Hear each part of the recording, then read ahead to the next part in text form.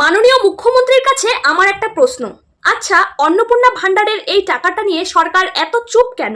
আজ 4ই আগস্ট, কিন্তু এখনো মা বোনেরা জানেই না তারা এই টাকাটা পাবেন কিনা। অন্নপূর্ণা ভান্ডারের প্রথম কিস্তির টাকাটা 3 জুলাই থেকে দেওয়া শুরু হয়েছিল। তখন অনেকেই টাকা পেয়েছে, আবার অনেকেই পাননি।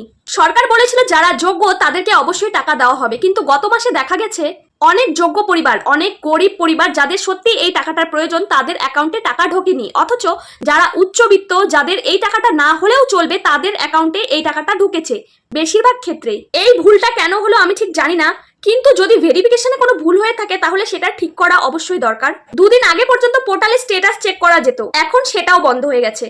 তাই মানুষ আরো বিভ্রান্ত হয়ে গেল, কেউ বুঝতেই পারছে না টাকাটা আদৌ আসবে কি আসবে না। আগের সরকার মা বোনেদের লক্ষ্মী ভান্ডারের 1500 টাকা দিত।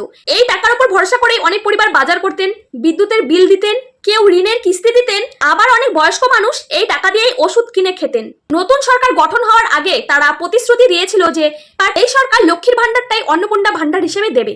আগে যেখানে দেওয়া হতো 1500 টাকা, এখন নাকি সেখানে দেওয়া হবে 3000 টাকা। কিন্তু দুঃখের বিষয়, বেশিরভাগ গরিব পরিবারই এই টাকাটা এখনো পায়নি। আর তারা এটাও নিশ্চিত হতে পারছে না কি আদৌ এই টাকাটা তারা পাবেন কিনা। সাধারণ মানুষ অনেক হ্যারাসমেন্টের শিকার হচ্ছে, তারা রোজ দুশ্চিন্তায় ভুগছে যে এই টাকাটা আদৌ তারা পাবে কি পাবে না। কি ঠিক বললাম তো? সরকারের কাছে আমার অনুরোধ, যদি টাকাটা দিতে দেরি হয় তাহলে সবাইকে পরিষ্কার করে জানিয়ে দিন। আর যদি অতিরিক্ত 3000 টাকা দেওয়া সম্ভব না হয় তাহলে 3000 টাকার পরিবর্তে 1500 টাকা করে দিন, কিন্তু সব যোগ্য মা বোনকে নিয়মিত এই টাকাটা দিন।